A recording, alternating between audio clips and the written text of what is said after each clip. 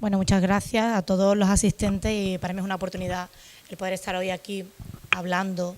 Vengo en representación de UGT Sevilla, de la que soy secretaria de Comunicación, pero pertenezco también al Foro Socialista de Sevilla y como él ha narrado mi currículum más o menos, tal como le aparecía, pues voy a un poco a entrar en materia, porque hoy venimos a hablar de Estado federal. Bueno, pues algo de lo que hablamos últimamente mucho. Estamos asistiendo en los últimos tiempos principalmente, refiriéndonos al conflicto catalán o al mal llamado conflicto catalán, al debate del Estado federal, que es un debate puesto por lo menos en agenda últimamente por el Partido Socialista, pero que también es una vieja reivindicación de Izquierda Unida, entre otros partidos de izquierda de nuestro país, por supuesto.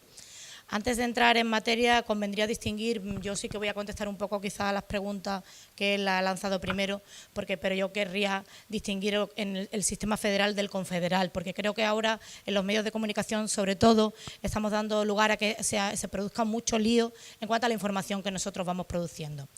En la Confederación, las partes entregan competencias al Gobierno central conservando la soberanía y, por tanto, el derecho a abandonar el conjunto en cualquier momento.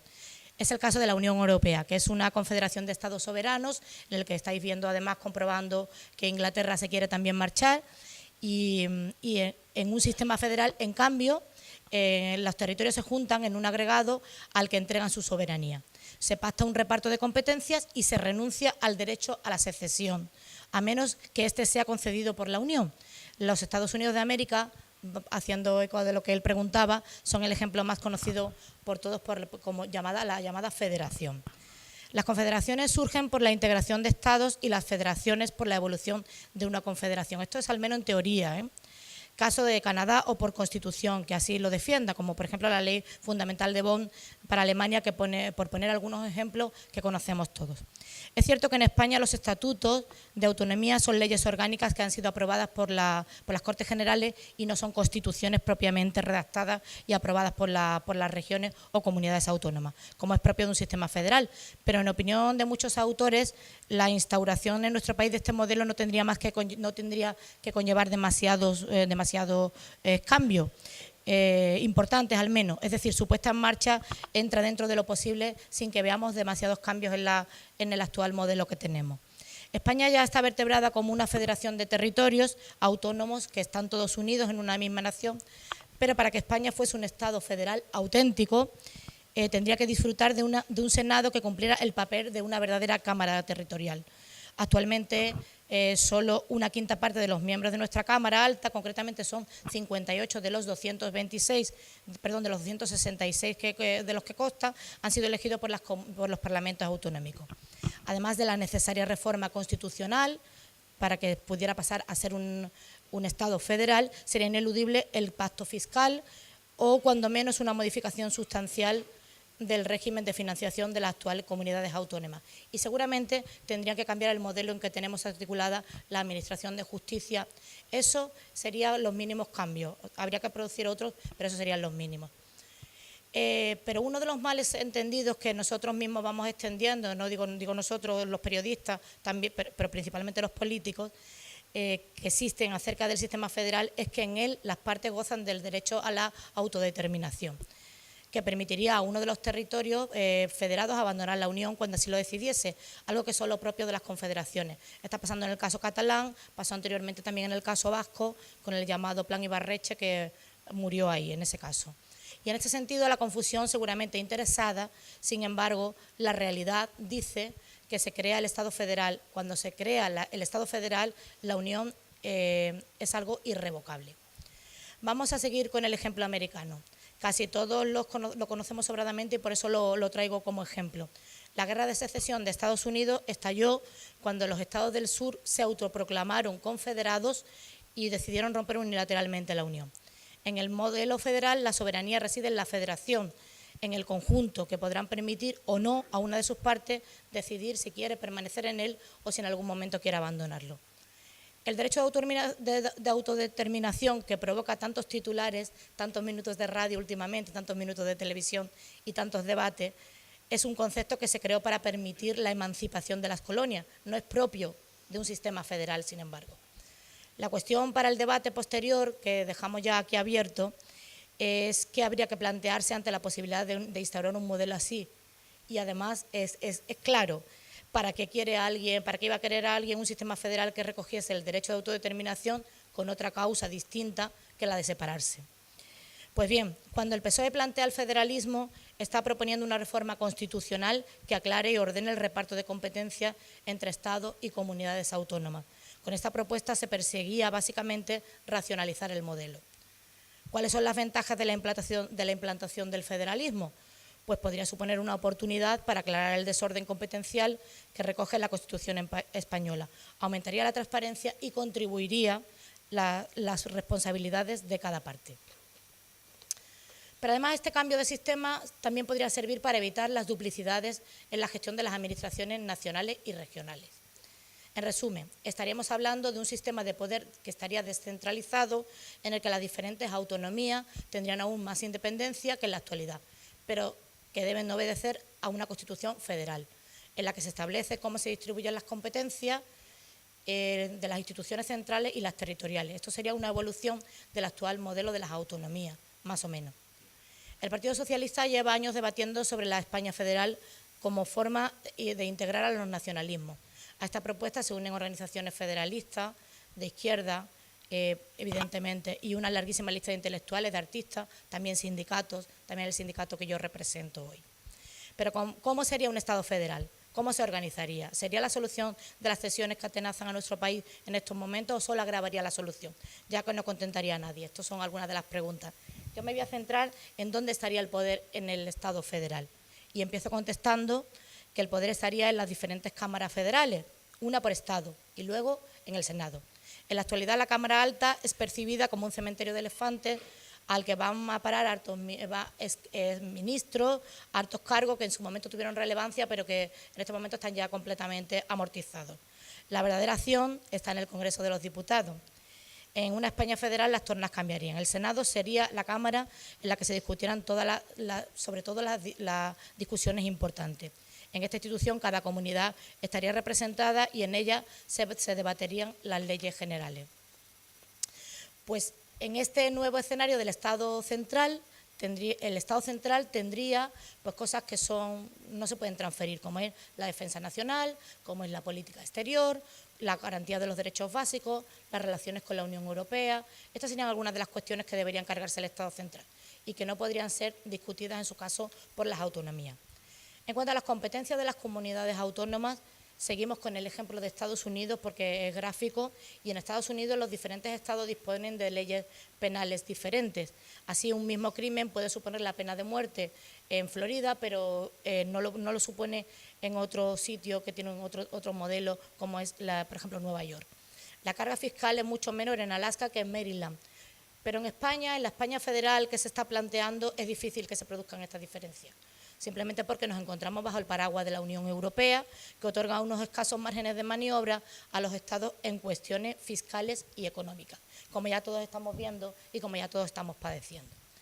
Los que defienden un Estado federal piden que los diferentes ministerios, además, estén distribuidos por toda la geografía estatal. Así, por ejemplo, el de turismo podría estar en Canarias, el de industria en el País Vasco o el de organización territorial en Andalucía. La idea es que el poder pudiera distribuirse por toda la geografía y así expandir la sensación de que no tiene que pasar todo por la capital. Pero los inconvenientes organizativos también serían evidentes, todo sería cuestión de poder irlo labrando. Es importante saber qué define el federalismo simétrico y también asimétrico para que veamos claro dónde estamos también. En un Estado simétrico, cada territorio disfrutaría de las mismas competencias que los demás. Sin embargo, en un asimétrico, algunos territorios tendrían más independencia que otros. Eso es lo que ocurre actualmente en España, con comunidades como el País Vasco o como Navarra, que disfrutan de un nivel de independencia mucho mayor al que tiene Andalucía, sobre todo en lo que se refiere al tema económico. En un Estado federal no habría 17 constituciones y una Constitución general. Habría 17 estatutos como los que hay ahora, pero estarían más desarrollados que los actuales. Se garantizaría la aplicación de los estatutos y no habría negociación continua en estados centrales como ocurre en la actualidad. Bueno, pero eso es la teoría, luego ya la práctica daría otros resultados como los que ya estamos viendo. Antes lo apuntaba en mi exposición la idea de independencia de alguna comunidad autónoma o de federación del Estado central. Para que esto pasara tendríamos que resolverlo en la Carta Magna. Si en ella se reconociera el derecho a la autodeterminación, sí, expresamente lo tendría que reconocer la Carta Magna. Si así no fuera, no se podría hacer. Llevamos años escuchando la propuesta de un Estado federal, pero tal como decía al principio, el debate se agudiza con el conflicto catalán.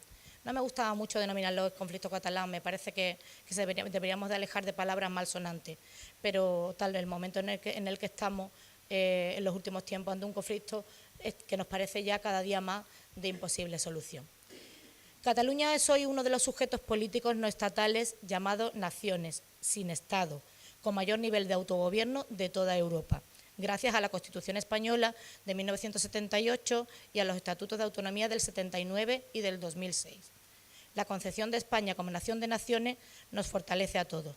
Esta definición yo la he leído porque además no es mía, yo se la he cogido prestada al expresidente del Gobierno, Felipe González, en un artículo que publicó en El País. Luego lo de la nación de naciones ya no le ha gustado tanto a Felipe González, pero bueno, ese ya es otro debate que no viene hoy. El conflicto catalán ha dejado de ser exclusivamente catalán para marcar la agenda política española.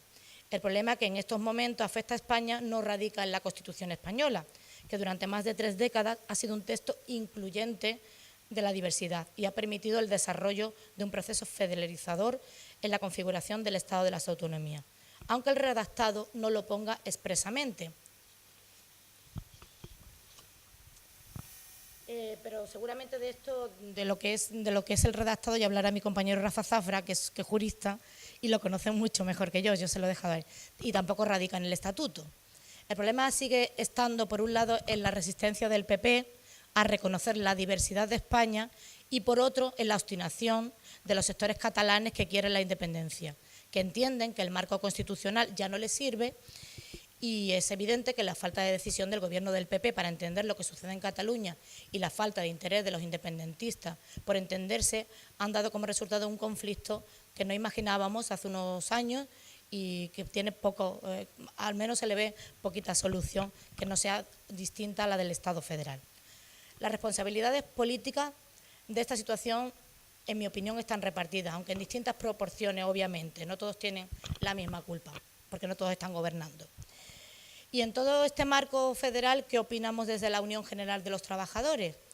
Pues consideramos que España necesita un nuevo impulso democrático, que necesita más democracia y más participación ciudadana, que necesita fortalecer el Estado democrático y social de derecho, algo fundamental para recuperar la confianza ciudadana en las instituciones y avanzar en la configuración de un modelo de Estado federal. Desde UGT se aprobó un documento estratégico hace algún tiempo de título Hacia un nuevo modelo económico y social en España, que recoge las principales líneas de actuación que el sindicato considera imprescindibles en la medida de construir un nuevo modelo más sostenible y generador de cohesión social y territorial. En España estamos asistiendo a un proceso de liquidación de las conquistas sociales que han conformado el Estado del Bienestar y la conformación del Estado social y democrático de derecho. Los derechos y libertades ciudadanas aparecen cada vez más devaluados y se incrementa la preocupación ciudadana sobre la calidad de nuestros instrumentos democráticos y sobre el respeto efectivo por parte del poder público de los valores constitucionales. La progresiva desafección de la ciudadanía por las instituciones y por nuestros representantes políticos es evidente.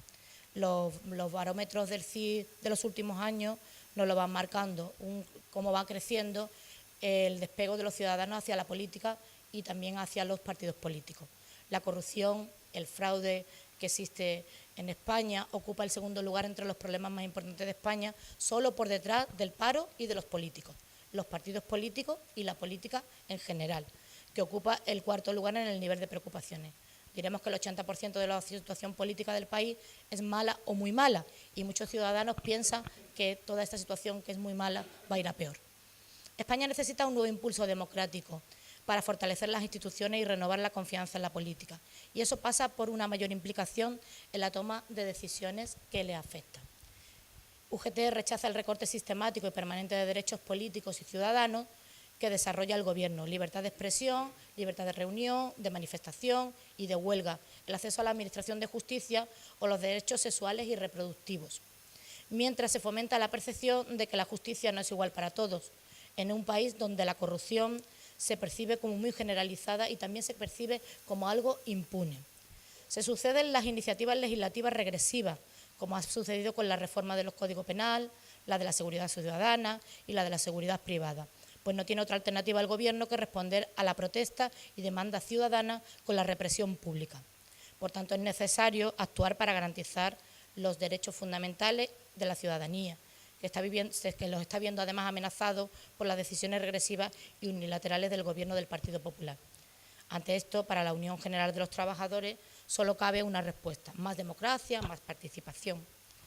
Por una parte, en materia de democracia directa es preciso intensificar la legitimación democrática de los representantes políticos elegidos, de modo que los resultados electorales sean más proporcionales a los votos de los ciudadanos en las urnas. Se debe impulsar la participación de los ciudadanos y de las ciudadanas en las decisiones que les afectan mediante el reconocimiento de un papel más relevante en las consultas, y nos referimos a los referéndums previstos en la Constitución. UGT defiende, además de las legislaciones, del cauce de las iniciativas legislativas populares, que nos parecen fundamentales. UGT defiende la configuración de un modelo de Estado federal que promueva mayores niveles de autogobierno, plenamente descentralizado, sin perjuicio de la necesaria cohesión social, acerca de la toma de decisiones políticas a los ciudadanos y viceversa. La Unión General de Trabajadores sostiene que esto es una alternativa efectiva y razonable a la contraposición de planteamientos en el ámbito parlamentario de los grupos de uno y de otro signo, de corte nacionalista. El desarrollo de una reforma constitucional para la configuración de un Estado federal donde el Senado tenga el carácter representativo de intereses de los territorios. Asimismo, con carácter general, desde UGT, él promueve en materia de derechos y libertades y la participación ciudadanía, sería necesaria la defensa de los derechos fundamentales y de la ciudadanía, que está siendo atacada por la acción de los gobiernos, el impulso de alianzas con colectivos sociales con intereses compartidos para la defensa del estado del bienestar y el establecimiento de los espacios estables de diálogo sobre las bases de estos intereses compartidos. Para nosotros, suponemos que estamos de acuerdo, la democracia no es solo votar cada 4 años. Un gobierno democrático debe tener en cuenta que gestiona para todos los ciudadanos y no solo para quienes les han dado su voto y demás. Para no defraudar la confianza, entendemos que debe comprometerse a cumplir con el programa electoral. Recuperar la confianza de la ciudadanía en la política y en las instituciones no se consigue sin más transparencia, consenso en las actuaciones y debate desde el respeto y de la ética en las actuaciones personales. No se consigue, además, ignorando el diálogo social y la responsabilidad de organizaciones como las sindicales, a las que la propia Constitución les encomienda un título preliminar ante funciones de representatividad y defensa y promoción de intereses legítimos. En esta, la última evidencia de los deberes de los poderes públicos. No entorpecer ni restringir el hecho sindical, sino respetar su papel protagonista en toda democracia. Muchas gracias.